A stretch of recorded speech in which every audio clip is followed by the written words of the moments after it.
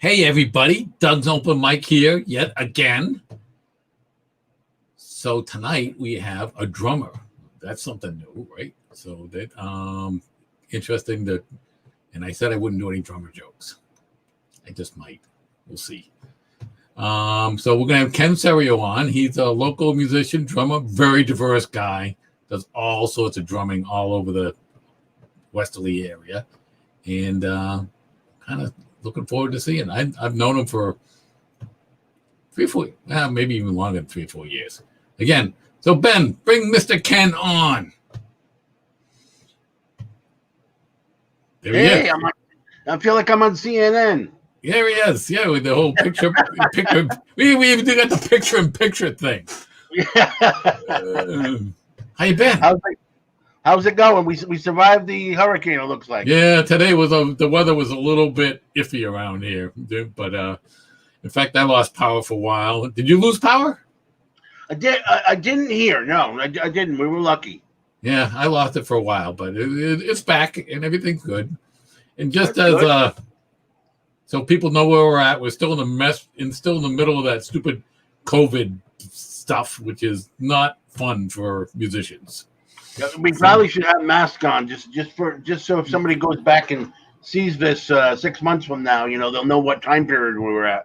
You know what? I watched some YouTube things, and it actually is kind of a timestamp. I was like, all of a sudden you see something and you go, they got masks on. This is recent. Or they don't have masks on, and a bunch of people go, this is old. Yeah. So I said I wouldn't do any drumming. I'm not going to do it. Come on, do one. I'll do one for you. I'll do one. Do one for me. You do the first one. I don't know any. All right, let's see. How do you make a drummer's car more aerodynamic? I don't know. You take the domino sign off the hood. Of the top. Well, that's a general musician joke. I mean, it's sort of like, what's the one about how does a musician feed a family of 4 with a big pizza or something like that? It's like, what's the other one? What do you call a drummer without a girlfriend? Homeless. Yes. I know that. Yeah. So for some reason, the drummers and the bass players get most of the jokes out. All trombone players get the worst. Well, see, I don't know that. And on the old time thing is banjos and concertinas. But a typical 5-piece like rock band type thing. The drummers and the bass players get it. I guess so. We were the ones backing the stars up front. Yeah, it's just like we just got to do. And the drummers, I feel bad for them. Have the worst time setting up. They got all that crap, so to speak.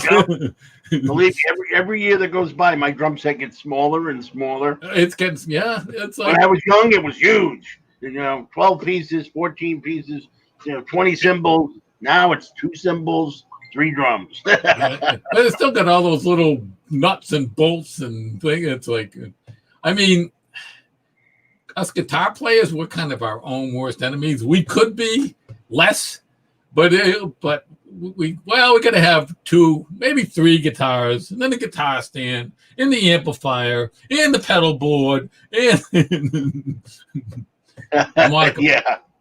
Harmonica players got it the best. Yeah. You know what? There's a dangerous thing. I used to see this when I lived in New York and New Jersey. Is the sit-in harmonica player? Okay, the guy would come in with the belt. The belt. Oh, you didn't come in with a suitcase with every key. You knew you were in trouble then. But the guy who came in with the belt with all the harmonicas, I was like, we're in trouble. He's gonna sit in. So Doug's for sitting in. So here's Doug's mantra for aspiring things about sitting in. Number 1. So say Ken's playing someplace, and I was like, and we'll play together sometimes and everything. When I go there, never expect that he's going to ask you to play. It's like if you're a guitar guy, if I think he might, the guitar stays in the trunk. You know, no, because there's nothing more. Talk about giving somebody a big hint is like you come walking in with your guitar. It's like, yeah, you're gonna ask me to sit in. It's like not fair. It's very true. I'll tell you the story. I had a gig one time in the city, and I took the PATH train over to Hoboken to see my friend play at a blues club, and Yeah. I had, I had my car at the time, but I had my cymbals with me because I did the gig because I had a house kit there. But when I walked into the club, my friend was playing with this like blues trio. I brought my cymbals with me because it was Hoboken and they could get lost very quickly. Yep. You No, know? understood. Yep. So I brought him on and I brought him on and brought him into the club, sat down, had a drink, and I'm sitting at the club and my cymbals are there, and the drummer got bent out of shape. Like, how dare you insist you're going to sit in? I said, I'm not sitting in. I don't want to sit in, guy. He I just just don't want them stolen. I just want to keep my cymbals. That's all. So yeah, I can totally understand what you're talking about, but you can get away with that around here, but not in the city. You got to bring the stuff with you. Yeah. No, I understood. And again, and if you are expecting it and it doesn't happen, don't take it personally. I mean, sometimes maybe you're just not fitting in with the vibe that they're trying to set up. For example, there's the guy's looking out there. Oh, there's Doug. It's like he could say, oh, but he's gonna do. I've been doing this type of stuff, and he's gonna go do some Johnny Cash song, and that's not gonna work. Right. Or like the other thing is, he looks at it, he goes, oh, there's Doug, that'd be nice. And then right behind me, he sees somebody else. He goes, oh, yeah, it's Doug. I'm going to have to ask that other guy. It's like you came to see my jazz trio. It's like, that's not really your thing, Yeah, no, absolutely. Yeah. I wouldn't even, listen, I know my limitations, and jazz is one of them. It's like, I know my limitations. Jazz is, no. I don't usually, I rarely sit in with anybody. I just go out to enjoy music, and I really go out. Before this virus thing, I mean, my night out was my nights out playing, Yeah, and a lot of musicians when they go out, for some of them it's kind of like a job. The last thing they want to do is play. They just want to relax and listen. I don't want to play. Are you kidding me? It's like I want to just relax and listen. Yeah, I mean, when it becomes, and it did for a long time in my life. When it became, my job, my job. That was it. I had just played. That's exactly right. It's work then, Yeah, so it's like no thanks. You want to sit in? You're going to pay me? No. Well, then I'm not interested. So Ken is very diverse. You mostly I've seen you in jazz type trios, but I know you do other stuff. So yeah, I play everything. I mean, I grew up kind of a self-taught drummer. I just basically would come home from school and play my parents' 45s. They had tons and tons of 45s underneath a couch. There was like probably 300 of them under there. yeah. So I would just every day I'd have my drum set there in the stereo, and I would just pick a song, pick a 45. I didn't even know if I knew the song or liked the song. I was just going to play it, and I would do that until I learned that song, and then I would flip it over and learn that song. And I did that for probably the first 3 years of playing. Yep. And that's not everyone can do that. I was pretty lucky that way that I could pick that out. Some drummers, they need to write it out and everything, but I was pretty good at picking stuff out that way. Yeah, I mean, some guitar players the same way. Some of them just can do it all by ear. Some of them need the tablature. Some of them, it's like... The funny thing was, I was pretty young, and I knew all these, because of that, I knew all these old songs that nobody my age knew. I knew all this Motown stuff now because I had learned it on these 45s, and I knew all the 50s stuff. So if someone called me for a wedding, I knew all these tunes, Yeah. So it was actually, it worked to my advantage the first few years of my playing, Yeah. I had these different styles because, as you know, the 60s, I mean, I was only 5 in the 60s. I grew up in 64. So, But when I was about 5 or 6 years old, I mean, radio was very diverse. You know, I mean, there was a lot of different styles. You could hear blues, and you could hear some jazz, and you could hear soul and funk, and you know what I'm talking about. You lived there. Yeah. No, it was all sorts of stuff. You know, it's like good stuff. So, local drummers. I'm sure you know Paul Marcel, right? Paul and I go back a long way. Paul, I met Paul. He used to take drum lessons with me when I lived in Jersey, and I would come here on Sundays and teach. And Really? then, And he took lessons from you? No kidding. Didn't know that. yeah, originally, and then Paul's thing was the reason why he took lessons from me first was that we both had a big admiration for the great Joe Morello. I don't know if you know who Joe Morello was. Joe Morello was the drummer on Dave Brubeck's Take Five. Oh, okay. Yep. I know You that song, obviously. But Yeah, he played with the great Brubeck Quartet in the 50s and 60s, and one of the greatest drummers. I think he won the Playboy Downbeat and Playboy like 10 years in a row. Him and Buddy Rich were like neck and neck. Yep. And you know, in that Take Five song is very much drum orientated. Yeah, definitely the drums play a big part in that one. I just learned something from my friend Danny the other day, which I had read about too. Was Joe on that record actually only played?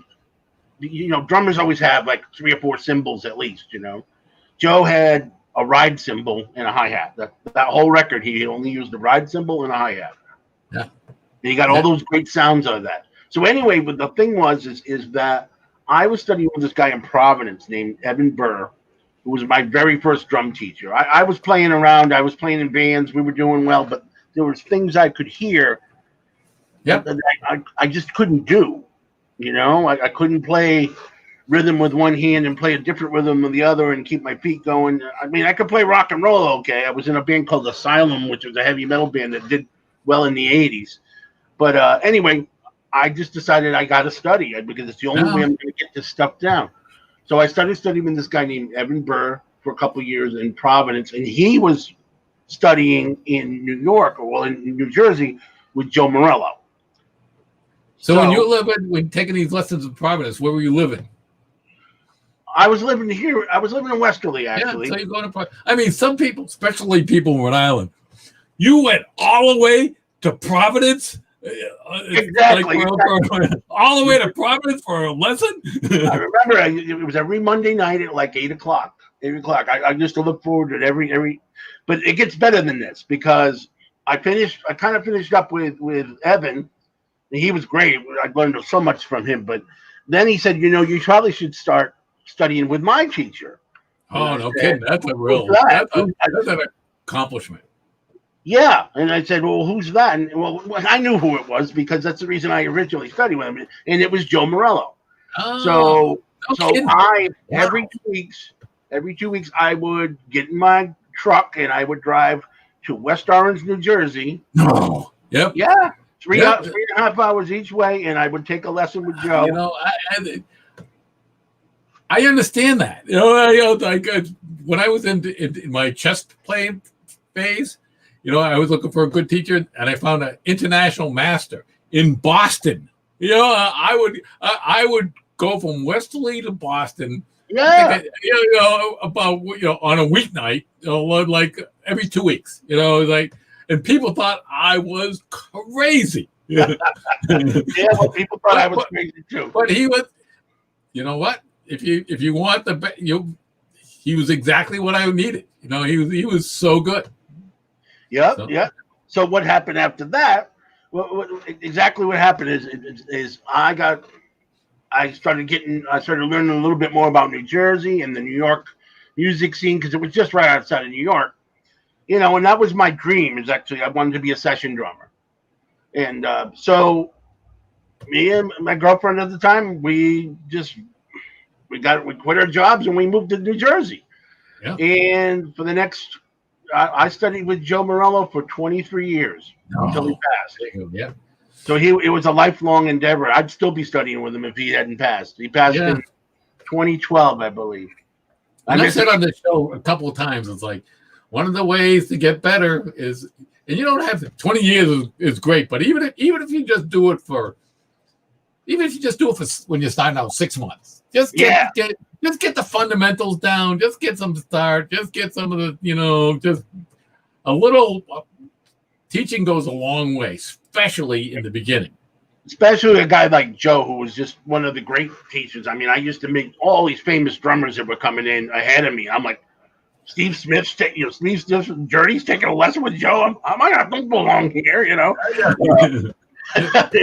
Vinny Colaiuta was there one time, and of course, a guy who ended up becoming a really good friend of mine, and was this guy named Danny Gottlieb, who played in the original Pat Metheny group. I don't know if you know Pat Metheny. Yeah. I mean, he's only won 20 Grammys. I mean, he's okay. But anyway, he had studied with Joe since he was 16, so we became good friends too. And I lived there, and I lived in New Jersey for 23 years. I just moved back here in, I think, 2012. I think I moved back here. So I got. So when we're going back and forth, you said you could do some sort of solo thing? Well, I have these things here. I mean, I don't have drums in my place here, but I have these drums. They're originally from Nigeria, and they're called udus, and it's spelled U-D-U. Oh. Okay, and basically what they are, and I believe they were some sort of what they basically are water jugs. Yeah. With a hole in the top, of course, for the water, and then they drill a hole here. Can you see that? Yep. There's a hole here, and what happens is when you hit that, I don't know if you can hear that. Okay. Can you get a sound out of that? Yeah, no, we're absolutely getting it. It gives you a bass note. Yeah. So you play it with your fingers. It's kind of soft. You can slap it with your hands, and you basically the hand over the I've even seen guys fill it up halfway with water to get different tones, because you can do it like this. Oh, I've never seen that. This one here is a commercial udu. This one's made by LP, and I had a bigger one. It was really loud. It was beautiful, and I was recording with a saxophone player in New Jersey, named Dave Mullen, who's on a couple of my records. And we were doing an overdub with it. It was a big one. It was like the biggest one they make. And I went to turn to get it, and it smashed on the floor into like 45 pieces. I can see where this is going. Next time I went to the studio, he had super glued it all together, and it was perfect. Really? I said, you know what? He's like, well, take it back. He said, you did all that work. You keep it. So it's at his studio in New Jersey. But basically, can you demonstrate it? Play a little tune? Maybe not a tune. It's still made of clay. It's a clay drum. Huh? I said, can you demonstrate and it? Then this is an original one. Oh, I'm gonna play. Yeah, I'll play it for you. Do this one first, because this one's less dusty. It's been sitting on the shelf for a while. All right, so let's see. Can you hear that? Okay.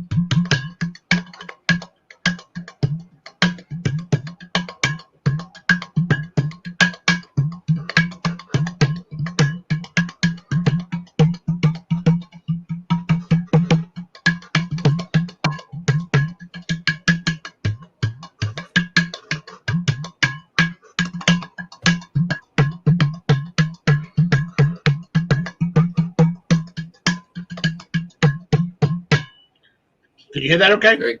Yeah, absolutely. Cool beans. Okay, cool. So that's kind of what it sounds like. I mean, it sounds better when you stick a mic in here, but it's a cool sounding thing, It's not hard to play once you get used to it, but it's very interesting. It's really nice for like even on pop songs you could put like as an overdub, Gives it a little like an African flair to it. Yeah. So on local drummers, you know John Moore at all, perchance? John Moore. Yes, of course I know John Moore. He took lessons with me too. No, no kidding.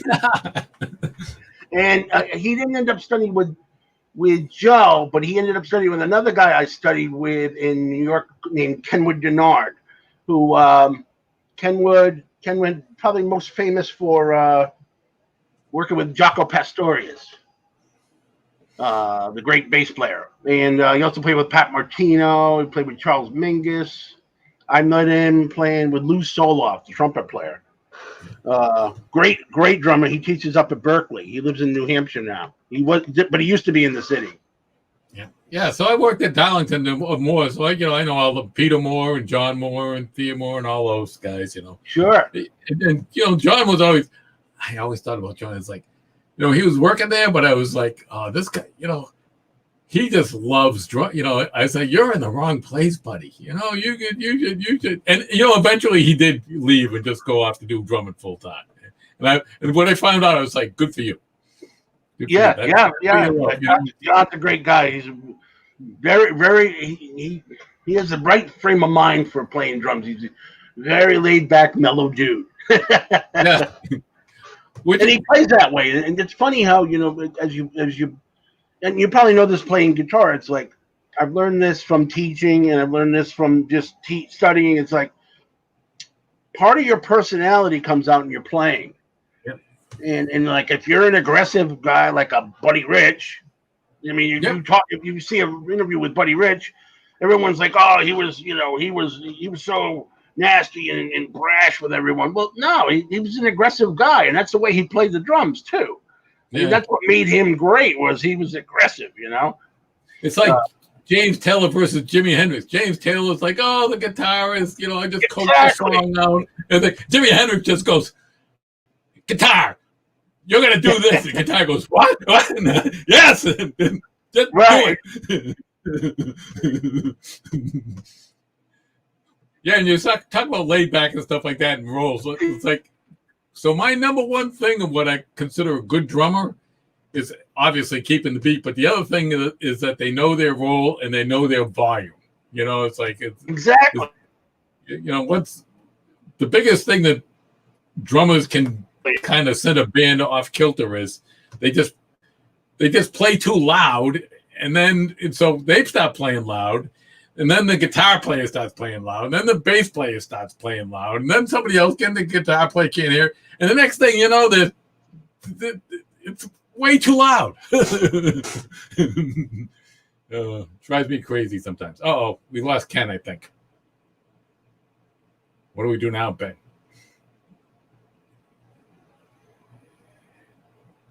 Aha! We're back? Oh, okay, we're back. I was going to say we'll just go straight into the video because it's about anyway. All right. Let's do. We have a couple videos of Ken. We'll just pick one, Ben, and just throw one out there. All right. Why don't you wrap up and I'll end with the video? Okay. Let's see. The three I sent you. One was of my jazz trio, the very first night. That's the one. I like the second one the best, actually. Which is the second one was. Okay, I'll tell you a little bit about that. Let me do a little plug for that one, okay? That one was that's a song called. Can you see this here? Vaguely. Can you see that? Yeah, Road Trip. Something. Yep. Road Trip. Okay, this is my most recent. I'm plugging. This absolutely. Plug away. This is my most plug. That was my next thing. Is anything you want to plug? It's like that's. Oh, I got plenty here. Yeah, believe me. Plug. So this is my very my most recent CD, which came out in December. And the reason we called it Road Trip is because my trio and I went back down to New Jersey to this really beautiful jazz club, which unfortunately just closed, called Trumpets in Montclair, New Jersey. Great place. I used to play there all the time. But we decided we would go down there and we would include two really good friends of mine in the recording. And we were going to play and record that night. We were just going to record a live record. If it came out great, we would do it. If not, just it's something to listen to on when no one else is around. Anyway, my trio, we played the first set basically, and then the second set, because it's a double CD. The second set is we brought on two good friends of mine. One is great saxophone player Dave Mullen, who now owns my big Udo in his basement, the one that smashed.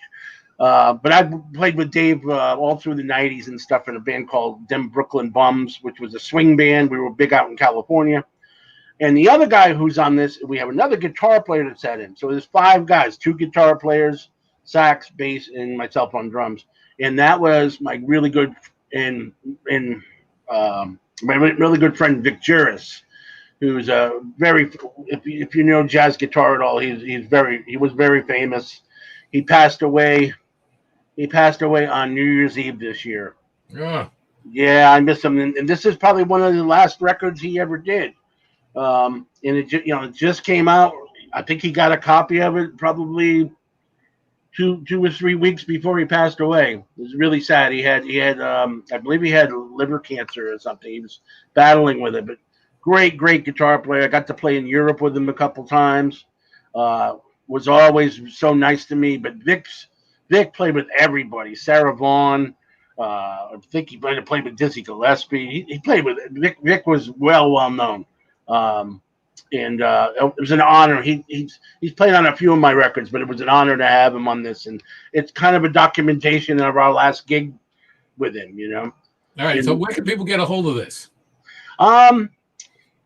You can probably find this I would think you could find this on Amazon.